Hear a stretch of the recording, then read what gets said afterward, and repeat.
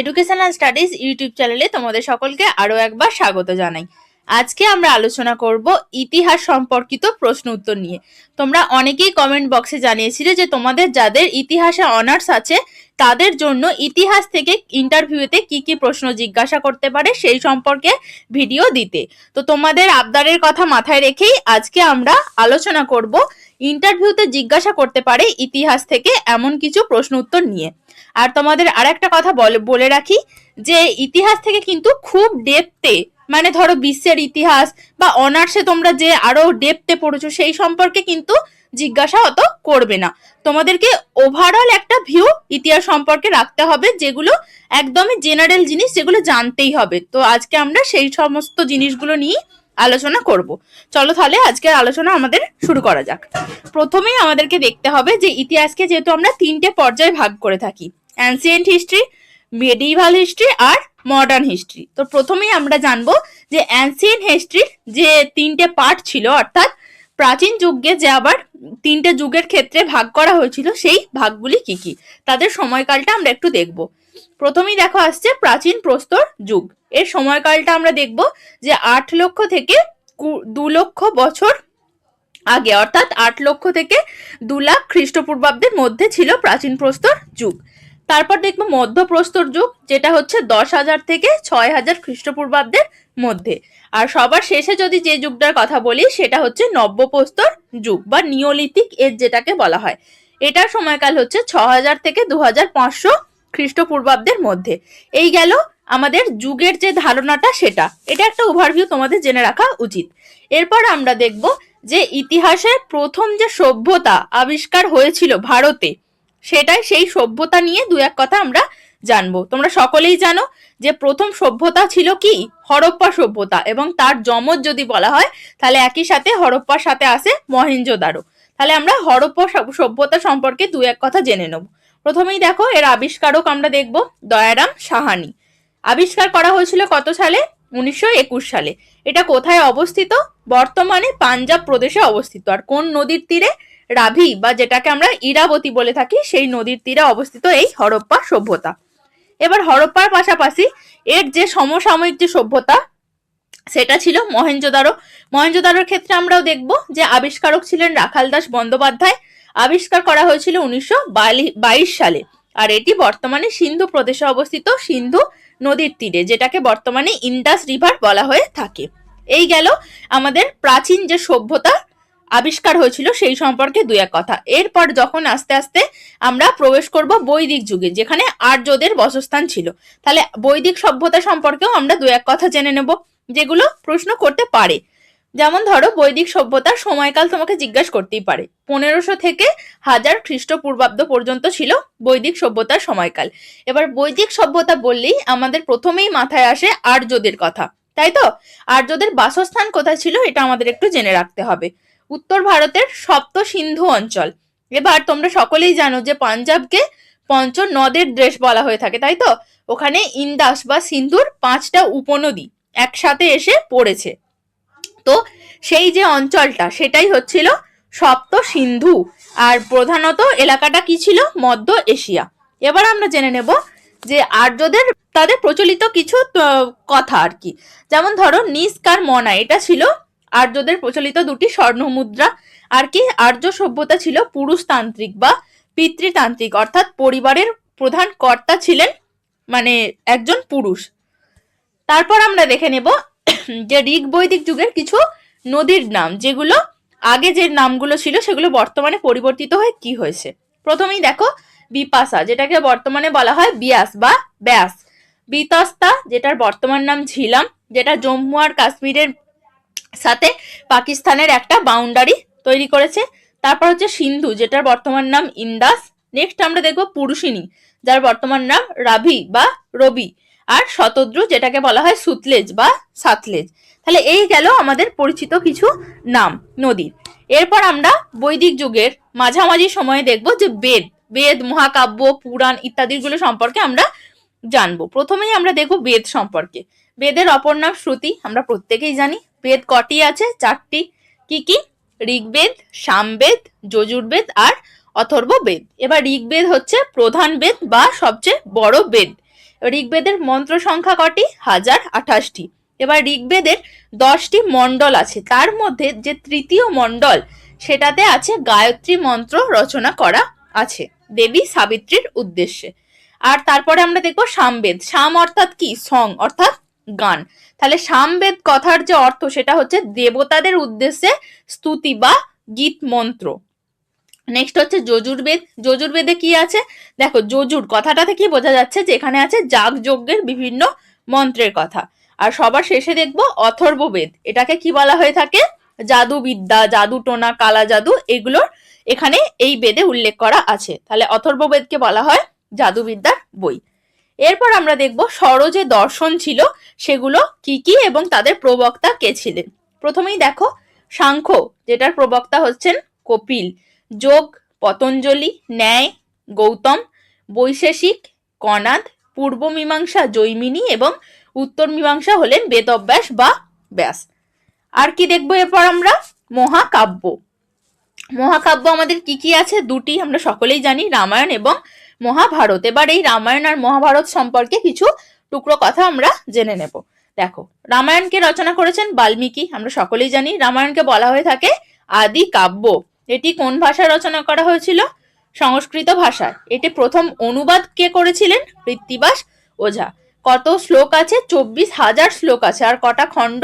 7টি খণ্ড, বা আমরা কথায় বলে থাকি যে 7 কাণ্ড রামায়ণ। সেই কাণ্ড বা খণ্ড যেটাই বলো সেটা হচ্ছে 7টি।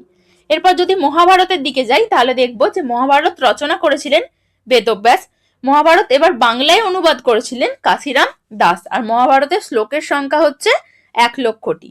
মহাভারতকে বলা হয়ে থাকে পঞ্চম বেদ, আর এখানে 8টি পর্ব বা খণ্ড রয়েছে। তাহলে এই গেল মহাকাব্য সম্পর্কে আলোচনা।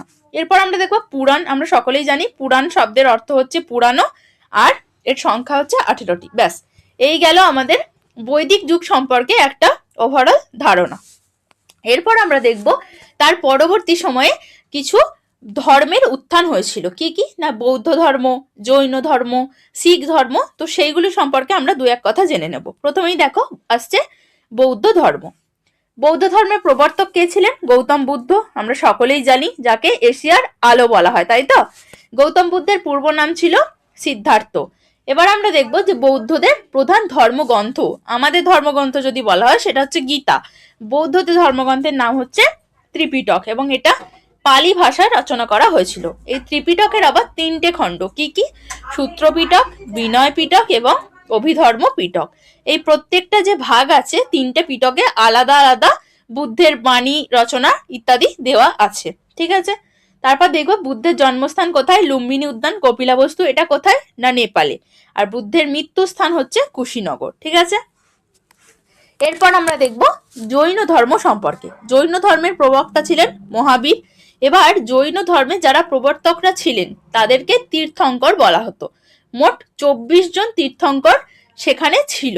তার মধ্যে সর্বশেষ যে তীর্থঙ্কর ছিলেন বা 24তম যে তীর্থঙ্কর ছিলেন তিনিই হচ্ছেন মহাবীর। আর প্রথম তীর্থঙ্করের যদি নাম বলা হয় সেটা হচ্ছে ঋষভনাথ। ঠিক আছে, দেখো এখানে লেখা আছে। আর কি? মহাবীরের জন্মস্থান হচ্ছে বিহারের বৈশালীর কুন্দ গ্রামে, আর মৃত্যুস্থান ছিল বাবা নগরে। গেল।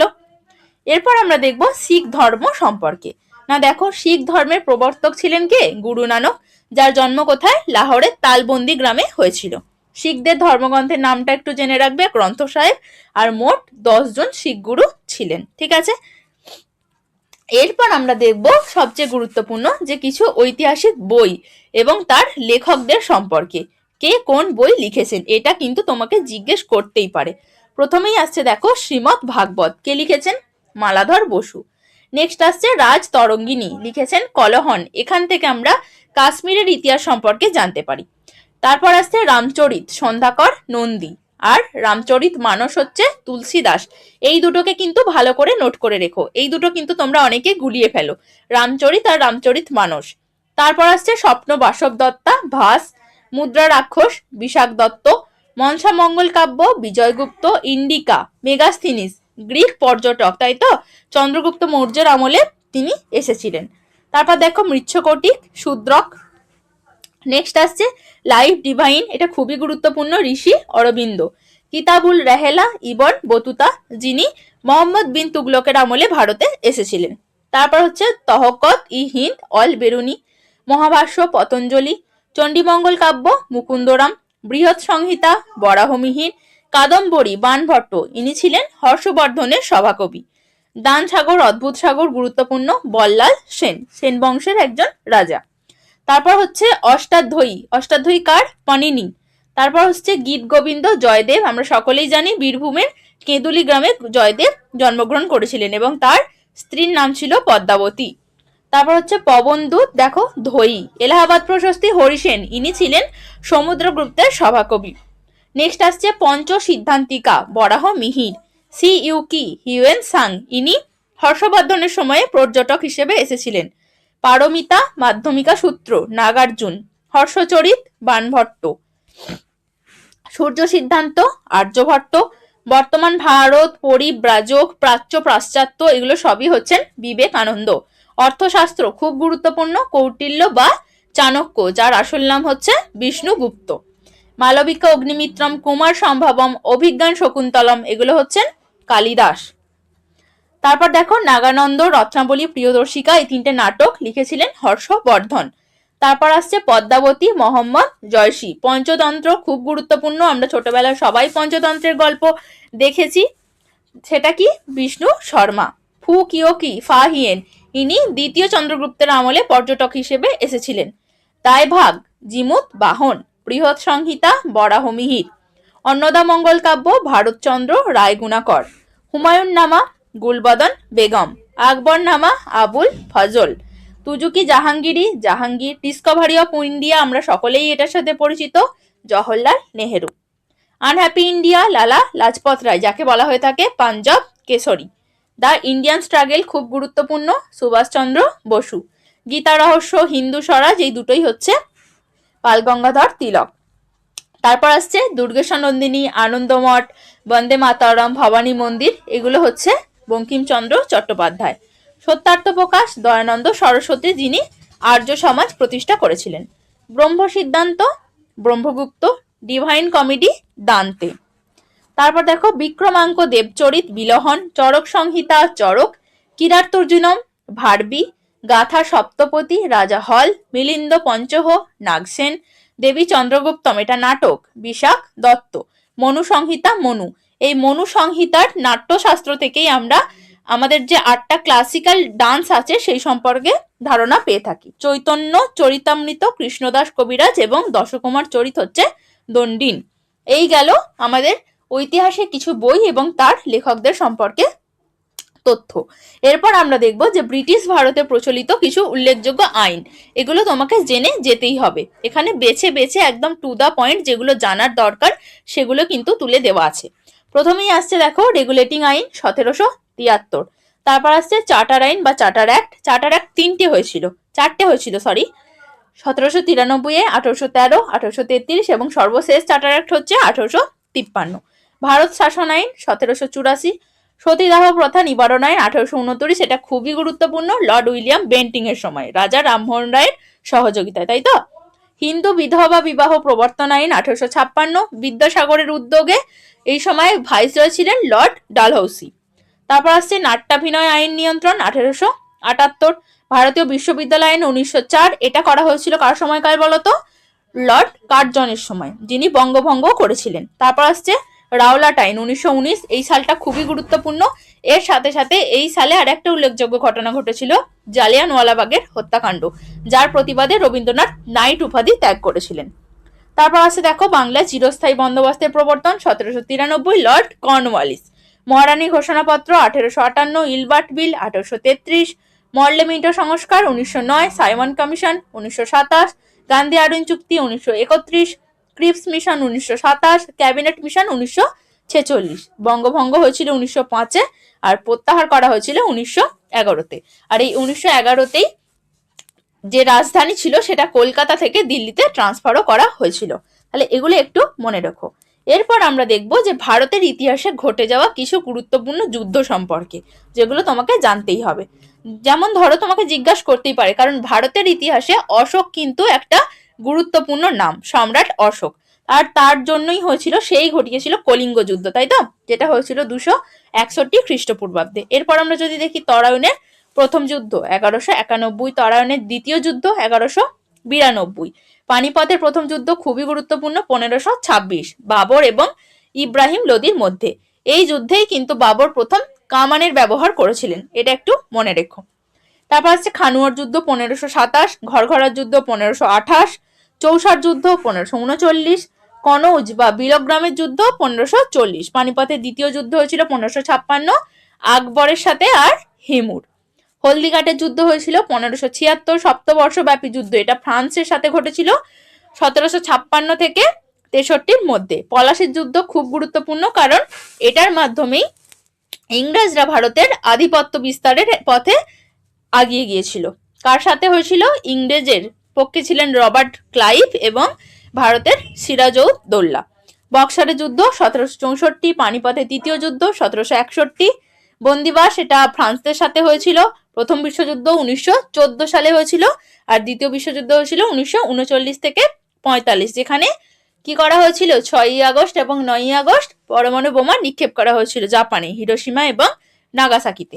অসহযোগ আন্দোলন 1921 থেকে 22, ভারত ছাড়ো 1942-এর 8ই আগস্ট, তাই এই আন্দোলনের অপর নাম আগস্ট আন্দোলন। আইন অমান্য আন্দোলন, যেখানে লবণ আইন প্রত্যাহার করা হয়েছিল 1930 থেকে 31। এরপর আমরা দেখব কিছু ঐতিহাসিক চরিত্র এবং তাদের উপাধি সম্পর্কে। দেখা যাক তাহলে কি কি আছে। প্রথমেই দেখো দেবনাং প্রিয়দর্শী, এটা হচ্ছে অশোকের উপাধি। তারপর আসছে অমিত্রাঘাত বিন্দুসার, ভারতের নেপোলিয়ন খুব গুরুত্বপূর্ণ। সমুদ্রগুপ্ত, কবিরাজও বলা হয় সমুদ্রগুপ্ত। লিচ্ছবি দৌহিত্র, এটাও বলা হয় সমুদ্রগুপ্তকে। তারপর দেখো প্রিন্স অফ বিল্ডার্স আছে, আঞ্জুমানু বানু বেগম, মমতাজ আছে, এগুলো খুবই গুরুত্বপূর্ণ। জিন্দা পীর, ঔরঙ্গজেব। আর একটা যেটা গুরুত্বপূর্ণ সেটা হচ্ছে তানসেন, আমরা নামটার সাথে কিন্তু পরিচিত। রামতনু মিশ্র, মহেশ দাস, বীরবল, এটাও খুব গুরুত্বপূর্ণ। ভারতের রক্ষাকর্তা স্কন্দগুপ্ত, গুপ্ত বংশের শেষ সম্রাট। গ্রো ব্রাহ্মণ প্রালক শিবাজি, বাংলাদেশের আকবর হুসেন শাহ, নানা সাহেব যে গোবিন্দ ধুন্ধুপন, স্বামী বিবেকানন্দ, নরেন্দ্রনাথ দত্ত, রামকৃষ্ণ পরমহংসদেব, গদাধর চট্টোপাধ্যায়। দেখো তোমাদের আগেই বলছিলাম না, শেরি পাঞ্জাব বা পাঞ্জাব কেশরী লালা লাজপত রায়। বাংলার রূপকার বিধানচন্দ্র রায়, দেশনায়ক সুরেন্দ্রনাথ বন্দ্যোপাধ্যায়, তাঁতিয়া তোপি রামচন্দ্র পাণ্ডুরঙ্গ, দেখো চাণক্য বা কৌটিল্য বিষ্ণুগুপ্ত। লোকহিতবাদী গোপাল হরি দেশমুখ, লোকমান্য বালগঙ্গাধর তিলক, ভারতের নাইটিঙ্গেল সরোজিনী নাইডু। এমন ভাবে অনেক কিন্তু দেওয়া আছে, এগুলো তোমরা পড়ে নিও। এগুলো কিন্তু তোমাকে জিজ্ঞাসা করতেই পারে, বিশেষ করে যেগুলো ভারতের যে স্বাধীনতা সংগ্রামীরা ছিলেন তাদের যে উপাধিগুলো ছিল আর কি। তারপর ভারতের তোতা পাখি আমির খসরু, মাস্টারদা সূর্য সেন, এগুলো কিন্তু অনেক অনেক ডিটেলস দেওয়া আছে এখানে তোমাদের, এগুলো ভালো করে দেখে নিও। দেখো মুকুটহীন রাজা, কাশ্মীরের আকবর, শান্তির মানুষ, ভারতের অর্থনীতির জনক দাদাভাই নৌরোজি, প্রথম বাদশাহ, দ্বিতীয় পরশুরাম কাকে বলা হয়, এইভাবে অনেক কিছু দেওয়া আছে। এরপর আমরা দেখব ভারতের কিছু গুরুত্বপূর্ণ স্থাপত্য এবং তাদের প্রতিষ্ঠাতা কে কে ছিলেন। যেমন ধরো প্রথমেই আসছে কাবুলের জামা মসজিদ, এটা হচ্ছে বাবর প্রতিষ্ঠা করেছিলেন। তারপর আসছে আগ্রা ফর্ট, আকবর কোথায় অবস্থিত? আগ্রাতে। ফতেপুর সিক্রি, এটাও আকবর করেছিলেন, আগ্রাতে অবস্থিত। বুলন্দ দরওয়াজা, পঞ্চমহল, শালিমার বাগ, এগুলো কিন্তু খুবই গুরুত্বপূর্ণ। তাজমহল সবাই জানে, শাহজাহান মমতাজের স্মৃতির উদ্দেশ্যে আগ্রাতে। রেড ফোর্ট শাহজাহান, দিল্লিতে অবস্থিত। ময়ূর সিংহাসন, এটাও শাহজাহান। বড় ইমামবাড়া, বিবিকা মকবাড়া ঔরঙ্গজেব। দিলওয়াড়া জৈন মন্দির, এটা হচ্ছে মাউন্ট আবু রাজস্থানে অবস্থিত। স্বর্ণ মন্দির অমৃতসরে যেটা আছে, গুরু রামদাস, ইনি ছিলেন দ্বিতীয় শিখ গুরু। কোথায় এটা? অমৃতসর, পাঞ্জাবে। অজন্তা গুহা গুপ্ত রাজারা নির্মাণ করেছিলেন। কোণার্কি সূর্য মন্দির উড়িষ্যাতে। শেরশাহের সমাধি এটা সাসারাম বিহারে। চার মিনার হায়দ্রাবাদে আছে। কুতুব মিনার দিল্লিতে ইলতুৎমিশ করেছিলেন। খাজুরাহ মন্দির, মহাবলীপুরমের রথ মন্দির, আদিনা মসজিদ, বদ্রীনাথ মন্দির, এগুলো সমস্ত কিছু কোন কোন স্থাপত্য কোথায় আছে এবং কে নির্মাণ করেছিলেন সেগুলো দেওয়া আছে, তোমরা একটু দেখে নিও, কারণ আমি যদি প্রত্যেকটা ধরে ধরে আলোচনা করতে যাই ভিডিওটা অনেকটা লেন্দি হয়ে যাবে। তারপর দেখো স্বাধীনতা আন্দোলন যে হয়েছিল, নবীন ভারত যেটাকে আধুনিক ভারত বলছি, তো সেখানে যে পত্র পত্রিকাতে লেখালেখি হতো সেই গুরুত্বপূর্ণ কিছু পত্র পত্রিকা সম্পর্কে আমরা জানবো। কি কি? প্রথমেই আসছে দি বেঙ্গল গেজেট, আমরা সকলেই জানি প্রথম প্রকাশিত পত্রিকার নাম হচ্ছে দি বেঙ্গল গেজেট, ইংরাজিতে প্রকাশিত হয়েছিল। প্রকাশক ছিলেন জেমস অগাস্টাস হিকি 1770 সালে। তারপর দি বেঙ্গল জার্নাল, দিগদর্শন, মার্সম্যান, সংবাদ কৌমুদি, মিরাতুল আকবর, এই দুটোই হচ্ছে রামমোহন রায়। নেক্সট যদি দেখো রাজকপ্তার, সমাচার দর্পণ, এটা হচ্ছে শ্রীরামপুরের যে ব্যাপটিস্ট মিশন ছিলেন সেই মিশনারিরা এবং তার সাথে মার্সম্যান। সোমপ্রকাশ, হিন্দু প্যাট্রিয়ট হচ্ছে হরিশ্চন্দ্র মুখোপাধ্যায়। ইন্ডিয়ান মিরর, অমৃতবাজার পত্রিকা শিশির কুমার ঘোষ। বঙ্গদর্শন হচ্ছেন বঙ্কিমচন্দ্র চট্টোপাধ্যায়। মারাঠা কেশরী খুব গুরুত্বপূর্ণ পত্রিকা, বালগঙ্গাধর তিলক। বঙ্গভাষী যোগেন্দ্রনাথ বোস। হিন্দুস্তান মদনমোহন মালব্য। যুগান্তর বারিন ঘোষ এবং ভূপেন্দ্রনাথ দত্ত। আর একটা যেটা বলে রাখি যে এই দুটো কিন্তু অনেকেই তোমরা গুলিয়ে ফেলো, এই নিউ ইন্ডিয়া আর ইয়ং ইন্ডিয়া। দেখো ভালো করে মাথায় রাখো, নিউ ইন্ডিয়া হচ্ছে অ্যানি বেসান্ত আর ইয়ং ইন্ডিয়া হচ্ছে মহাত্মা গান্ধী। আর বন্দে মাতরম, তোমরা এক্ষুনি বলতেই পারো যে বন্দে মাতরম তো একটা উপন্যাস, তাই না, যেটা বঙ্কিমচন্দ্র চট্টোপাধ্যায় রচনা করেছিলেন। হ্যাঁ, এটা একদম ঠিক, কিন্তু বন্দে মাতরম পত্রিকাও তখন প্রকাশিত হতো, যেটা ভিকাজি রুস্তমজি কামা ইনি করতেন বিদেশ থেকে সম্প্রচার, এবং আমাদের দেশে যদি বলা হয় সেটা করতেন অরবিন্দ ঘোষ, বা যাকে আমরা ঋষি অরবিন্দ রূপে চিনি, তিনি। দেখো এইভাবে দেওয়া আছে বিভিন্ন পত্রপত্রিকা এবং তাদের সম্পাদক, এটা একটু তোমরা দেখে নিও। এরপর আমরা দেখব যে বাংলার যে গভর্নর জেনারেল বা ভারতের যারা গভর্নর জেনারেল ছিলেন এবং ভাইসরয় ছিলেন তাদের সময়ে ঘটে যাওয়া কিছু গুরুত্বপূর্ণ ঘটনাবলী। প্রথমেই আসছে লর্ড ক্লাইভ, পলাশির যুদ্ধ এনার আমলেই হয়েছিল, এটা একটা গুরুত্বপূর্ণ অধ্যায় আর কি। বাংলায় দ্বৈত শাসন ব্যবস্থা প্রবর্তন করেছিলেন। তারপর আসছে হেনরি ভ্যানসিটাট, এনার সময় বক্সার যুদ্ধ হয়েছিল 1764-তে। জন কাটিয়ার খুব গুরুত্বপূর্ণ একটা নাম, কারণ এনার সময় কি হয়েছিল, বাংলায় 76-এর মন্বন্তর দেখা হয়েছিল, মানে দেখা দিয়েছিল দুর্ভিক্ষ। তারপর আসছে ওয়ারেন হেস্টিংস, ইনি ছিলেন বাংলার শেষ গভর্নর এবং বাংলার প্রথম গভর্নর জেনারেল। তার সময় রেগুলেটিং অ্যাক্ট 1773 আগেই পড়েছে আর কি, বিভিন্ন বন্দোবস্ত চালু করেছিলেন, আর সুপ্রিম কোর্ট প্রতিষ্ঠা হয়েছিল কলকাতাতে। আর আরেকটা গুরুত্বপূর্ণ যেটা ঘটনা সেটা হচ্ছে কলকাতা মাদ্রাসা স্থাপন করা হয়েছিল। গেল। এরপর যদি আমরা দেখি যে লর্ড কর্নওয়ালিস, কর্নওয়ালিস যদি বলা হয় তাহলে এনার আমলে সবচেয়ে গুরুত্বপূর্ণ ব্যবস্থা হচ্ছে চিরস্থায়ী বন্দোবস্ত আর কি। এনাকে ভারতের সিভিল সার্ভিস ব্যবস্থার জনক বলা হয়ে থাকে, আর ইনি কিন্তু পুলিশি ব্যবস্থার প্রচলন করেছিলেন। গেল। এরপর আমরা দেখব লর্ড ওয়েলেসলি, আমরা সকলেই জানি ইনি হচ্ছেন অধীনতামূলক মিত্রতা নীতি চালু করেছিলেন, তাই তো। তারপর দেখো লর্ড উইলিয়াম বেন্টিং, খুব গুরুত্বপূর্ণ একটা নাম, ইনি হচ্ছেন ভারতের প্রথম গভর্নর জেনারেল, এটাকে গুলিয়ে ফেলো না। ওয়ারেন হেস্টিংস হচ্ছেন বাংলার প্রথম, আর বেন্টিং হচ্ছেন ভারতের প্রথম। এনার আমলে খুব গুরুত্বপূর্ণ একটা ঘটনা, সতীদাহ প্রথা নিবারণ করা হয়েছিল আর কি। 1835 সালে কলকাতা মেডিকেল কলেজ স্থাপন করা হয়েছিল, আর হচ্ছে প্রথম গঙ্গা স্টিমার চালানো এর আমলেই শুরু করা হয়েছিল। তারপর আসছে চার্লস মেটাকাফ, এনাকে বলা হয় লিবারেটর অফ প্রেস বা সংবাদপত্রের মুক্তিদাতা। তারপর আসছেন লর্ড ডালহৌসি, ইনি সত্যবিলোপ নীতি চালু করেছিলেন। সত্যবিলোপ নীতিটা কি না, যে সমস্ত রাজা অপুত্রক অবস্থায় মারা যাবেন তাদের সম্পত্তি ইংরেজরা দখল করে নেবে, তাই তো। আর এনার আমল থেকেই কিন্তু সিভিল সার্ভিস পরীক্ষা নিয়মিতভাবে চালু হতে থাকে, প্রথম ইঞ্জিনিয়ারিং কলেজ চালু হয়, আর সবচেয়ে গুরুত্বপূর্ণ যেটা ঘটনা সেটা হচ্ছে প্রথম রেলপথ চালু হয়েছিল। এই জন্য এনাকে ভারতের রেলপথের জনক বলা হয়ে থাকে। আর কি হয়েছিল, প্রথম টেলিগ্রাফ লাইন স্থাপিত হয়েছিল, বিধবা বিবাহ আইন পাস হয়েছিল, প্রথম পূর্ত বিভাগ স্থাপন করা হয়েছিল। এরপর আমরা দেখব লর্ড ক্যানিং। লর্ড ক্যানিং ছিলেন শেষ গভর্নর জেনারেল এবং প্রথম ভাইস রয়। তার আমলে মহাবিদ্রোহ সূচনা হয়েছিল 1857-তে এবং প্রথম বাজেট ব্যবস্থা চালু করা হয়েছিল ভারতে। এরপর আমরা দেখব লর্ড মেয়ো, ইনি ছিলেন ভারতের ইতিহাসের এমন এক ভাইসরয় যাকে কিন্তু কার্যরত অবস্থাতেই আন্দামান জেলে, আন্দামানের যে সেলুলার জেল সেখানে হত্যা করা হয়েছিল। এনার আমলেই প্রথম ভারতের সেন্সাস বা জনগণনা শুরু হয়েছিল, মানে স্বাধীনতার পূর্ববর্তী ভারতে। এরপর আসছে লর্ড নর্থ ব্রুক, নাট্যাভিনয় আইন নিয়ন্ত্রণ। তারপর যদি দেখি যে লর্ড লিটন, ইনি ছিলেন সবচেয়ে কুখ্যাত, সবচেয়ে খারাপ গভর্নর জেনারেল। ইনি ভার্নাকুলার প্রেস অ্যাক্ট চালু করেছিলেন, অস্ত্র আইন প্রবর্তন করেছিলেন। তারপর আসছে লর্ড রিপন, ইনি ছিলেন খুব ভালো গভর্নর জেনারেল এবং ইনি ভারতীয়দের মধ্যে খুব জনপ্রিয়তা লাভ করেছিলেন। ইনি স্বায়ত্ত শাসনের প্রবর্তন করেছিলেন, তাই এনাকে বলা হয় স্থানীয় স্বায়ত্ত শাসনের জনক।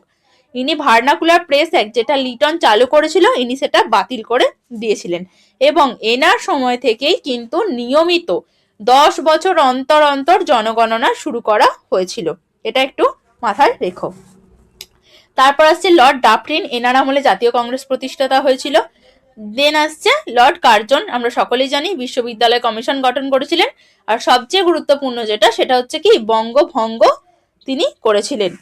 তারপর আছে লর্ড চেমসফোর্ড, এনার সময় স্যাডলার কমিশন গঠন করা হয়েছিল যেটাকে আমরা বিশ্ববিদ্যালয় কমিশন বলে থাকি।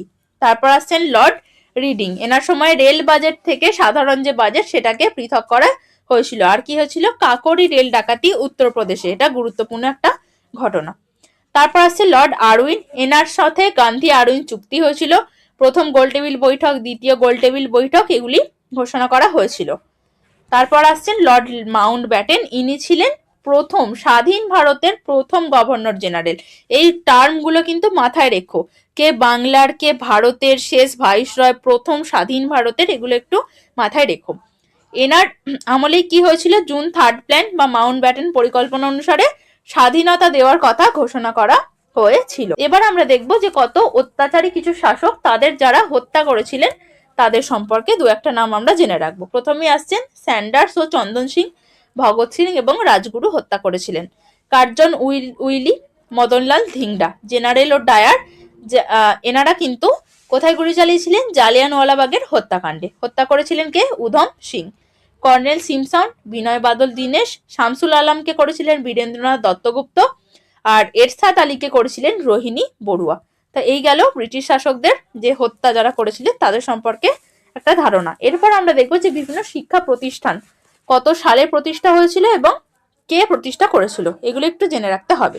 প্রথমেই আসি কলকাতা মাদ্রাসা, আমরা সকলেই জানি 1781, কার আমলে? একটু আগেই পড়লাম আমরা, ওয়ারেন হেস্টিংসের সময়। এরপর আসছে বেনারস সংস্কৃত কলেজ, কে করেছিল? জোনাথন ডানকান, 1791 সালে। তারপর আসছে ফোর্ট উইলিয়াম কলেজ, ভারতবর্ষের প্রথম কলেজ, 1800 সালে হয়েছিল লর্ড ওয়েলেসলি। হিন্দু কলেজ, বর্তমানে এটার নাম হয়ে গেছে প্রেসিডেন্সি কলেজ, আমরা সকলেই জানি, করেছিলেন ডেভিড হেয়ার। পটলডাঙ্গা একাডেমি, যেটাকে বর্তমানে বলা হয় তাকে হেয়ার স্কুল, এটাও করেছিলেন ডেভিড হেয়ার। তারপর আসছে কলকাতা কলেজ, রাজা Rammohan Roy. Kolkata school book society, এটাও করেছিলেন ডেভিড হেয়ার। শ্রীরামপুর কলেজ 1818, অনেক পুরানো কলেজ, উইলিয়াম কেরি। তারপর আসছে জেনারেল অ্যাসেম্বলিজ ইনস্টিটিউশন, এটা বর্তমানে স্কটিশ চার্চ কলেজ নামে পরিচিত, এটা করেছিলেন Alexander Duff. Kolkata medical college আমরা একটু আগেই দেখলাম, উইলিয়াম বেন্টিং, 1835-এ। তারপর কলকাতা বিশ্ববিদ্যালয়, এটা করেছিলেন ইস্ট ইন্ডিয়া কোম্পানি। প্রথম কলকাতা, বোম্বাই আর মাদ্রাজে 3টে বিশ্ববিদ্যালয় স্থাপনের কথা বলা হয়েছিল।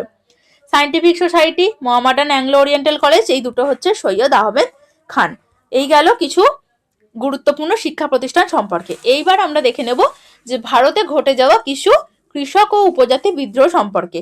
এগুলো সম্পর্কে তোমাদের দু একটা কথা, মানে কোথায় শুরু হয়েছিল আর দু একজন করে নেতার নাম এটুকু জানলেই হবে। তো আমরা প্রথমেই দেখি সন্ন্যাসী এবং ফকির বিদ্রোহ কোথায় হয়েছিল? ঢাকাতে। দু একজন নেতার নাম মনে রাখবে, ভবানী পাঠক, দেবী চৌধুরানী। এবং এই সন্ন্যাসী ও ফকির বিদ্রোহের কথা কিন্তু বঙ্কিমচন্দ্রের আনন্দমঠ উপন্যাসে বর্ণিত আছে। এটা কিন্তু খুব ভাইটাল, এটা তোমাদের একটু মাথায় রাখতে হবে। নেক্সট আমরা দেখবো চুয়ার বিদ্রোহ কোথায় হয়েছিল? জঙ্গলমহলে। নেতা কে ছিলেন? জগন্নাথ সিং, রানী শিরোমণি। রংপুর বিদ্রোহ, রংপুরে, নেতা ছিলেন নুরুল উদ্দিন। পাইক বিদ্রোহ কোথায় ঘটেছিল? উড়িষ্যাতে, নেতা ছিলেন বিদ্যাধর মহাপাত্র। তারপর আমরা যদি দেখি কোল বিদ্রোহ, এটা খুবই গুরুত্বপূর্ণ, নেতা ছিলেন বুদ্ধ ভগত, জোয়া ভগত, সুইমুন্ডা, ঝিন্দারাই মানকি, এটা। তারপর হচ্ছে সাঁওতাল বিদ্রোহ। সাঁওতাল বিদ্রোহ কোথায় হয়েছিল? 1855-তে হয়েছিল। কোথায়? বাঁকুড়া, কটক, মানভূম, এই অঞ্চলে কি সাঁওতালরা বসবাস করত। আর নেতা, এটা খুবই গুরুত্বপূর্ণ, সবাই আমরা জানি, সিধু এবং কানু। তারপর আসছে মুন্ডা বিদ্রোহ। মুন্ডা বিদ্রোহের অন্যতম নেতা ছিলেন বিরসা মুন্ডা, এবং এই মুন্ডা বিদ্রোহের সাথে সম্পর্কিত একটা শব্দ হচ্ছে উলগুলান, তাই তো? বিরসা মুন্ডার উলগুলান বলে একটা গদ্য কিন্তু আমাদের বাংলাতে পড়তে হতো। ওয়াহাবি আন্দোলন, এটা হচ্ছে সৈয়দ আহমেদ খান।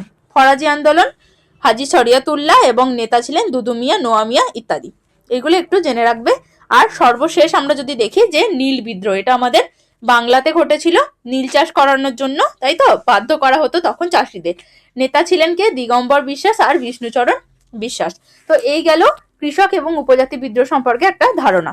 এরপর আমরা দেখে নেব যে কিছু বৌদ্ধ যে বিশ্ববিদ্যালয় গঠন করা হয়েছিল সেইগুলি সম্পর্কে কে করেছিলেন আর কোথায় মানে সেগুলি বর্তমানে অবস্থিত। প্রথমেই আসছে নালন্দা, এটার সাথে এই নামটা আমাদের সাথে ওতপ্রোতভাবে জড়িত, তাই তো?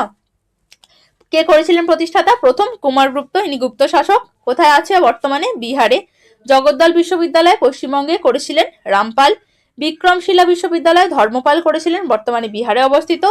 অদন্তপুরী, এটাও করেছিলেন গোপাল পাল, পাল বংশের প্রথম শাসক, এটা বিহারে অবস্থিত। নেক্সট হচ্ছে সোমপুরি বিশ্ববিদ্যালয়, এটা করেছিলেন ধর্মপাল, অবস্থিত পশ্চিমবঙ্গে। আর আমরা দেখে নেব যে কয়েকটি পূর্বতন শহর যেগুলি বর্তমানে নাম পাল্টে অন্য নাম রাখা হয়েছে, এগুলো কি কি আছে সেগুলোর মধ্যে দেখো। প্রথমে আসছে পাটলিপুত্র, যেটার বর্তমান নাম হচ্ছে পাটনা। অঙ্গ, যেটাকে বলা হয় ভাগলপুর, এটাকে বলা হয় ভারতের সিল্ক সিটি। মৎস্য, যেটাকে আমরা বলি জয়পুর, যেটাকে বলা হয় ভারতের গোলাপি শহর। তারপর আসছে মাদ্রাজ, যার বর্তমান নাম তামিলনাড়ু। কাশিটাকে আমরা চিনি বারাণসী বলে। ইন্দ্রপ্রস্থ দিল্লি। মগধকে আমরা বলি দক্ষিণ বিহার। কলিঙ্গ গুরুত্বপূর্ণ উড়িষ্যা। মাইসুর কর্ণাটক। কৌশলকে বলি অযোধ্যা। বঙ্গ বা গৌড় বাংলা, কারণ কি গৌড়েশ্বর আমরা বলে থাকি শশাঙ্ককে, যার রাজধানী ছিল কর্ণ সুবর্ণ। কামরূপ আসামকে বলে থাকি, বৎস বলে থাকি এলাহাবাদকে, এবং কুণ্ড বলে থাকি উত্তরবঙ্গকে। তো এই ছিল আজকে আমাদের ইতিহাস থেকে আলোচনা। ইতিহাস থেকে তুমি অনার্স করেছো বলে যে তোমাকে একদম ডেপথের প্রশ্ন ধরবে এরকমটা ভাবার কিন্তু কারণ নেই। তোমার সাবজেক্ট সম্পর্কে তোমার নলেজ কতটা আছে সেটা দেখার জন্য কিন্তু তোমাকে এই ভিডিওতে যা যা দেওয়া হলো এগুলো যদি তোমরা ভালো করে পড়ে যাও তাহলে কিন্তু আনসার করতে পারবে, কারণ এগুলো যা যা ধরতে পারে সেই সম্পর্কে আইডিয়া করে কিন্তু তোমাদেরকে ভিডিওটা প্রোভাইড করা হয়েছে, যাতে তোমরা সকলে নিশ্চিন্তে পড়ে গিয়ে ইন্টারভিউটা ভালোভাবে দিতে পারো। ভিডিওটা তোমরা সকলেই ভালো করে দেখে নিও আর বন্ধুদের মধ্যে অবশ্যই শেয়ার করে দিও। আর এই সংক্রান্ত পিডিএফ কিন্তু যারা পারচেস করতে চাইছো তারা স্ক্রিনে দেওয়া নাম্বারে হোয়াটসঅ্যাপ করে পেয়ে যেতে পারো। আমাদের স্টাডি মেটেরিয়াল কিন্তু অনেকেই পারচেস করেছে এবং তোমরা প্রত্যেকেই জানো যে আমাদের মেটেরিয়ালের কোয়ালিটি কেমন, তার নতুন করে বলার আর কিছু নেই। যারা ইচ্ছুক হবে তারা ওই নাম্বারে হোয়াটসঅ্যাপ করে পারচেস করে নিতে পারো।